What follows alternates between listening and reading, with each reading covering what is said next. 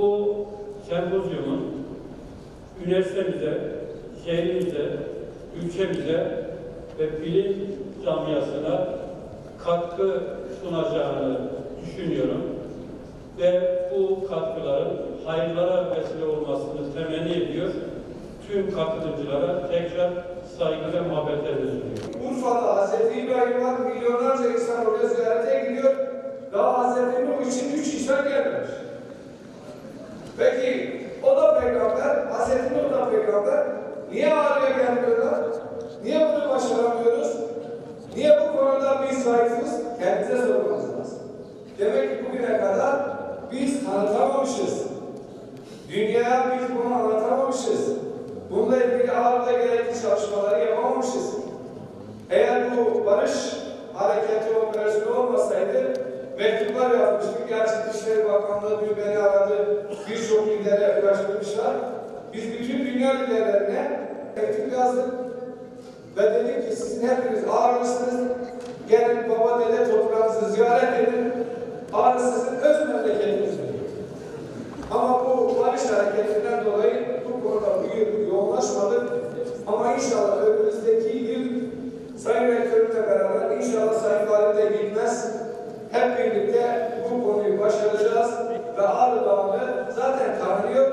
Hiç olmazsa Ağrı'nın geleceği açısından verimli bir hale getirmemiz lazım. Nuh'un gemisi, Büyük Tufan ve Ağrı Dağı bağlamı bu 5. düzenlenen sempozyumun artık bilimsel anlamda genel kabul gören bir konu.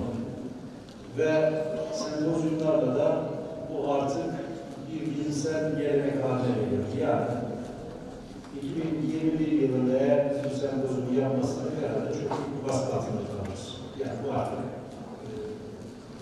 bir mecburi hal ve aldı. Ciddi ilerlemeler kaydettik. Ancak bunlar belli bir somut aşamaya geldiği zaman hem Ağrı kamuoyuna hem de Türkiye kamuoyuna sunmayı planlıyoruz. Dolayısıyla dünyanın göz bebeği olan bu kutsal merkezin hem dünya turizmine hem de maddi olarak Ağrı'nın istifadesine sunabilmek için bu çalışmaları da yakın zamanda tamamen erdireceğiz diye temenni ediyorum. Bu sempozyumu, bu kıymetli sempozyumu hazırlanmasında çok ciddi emek var.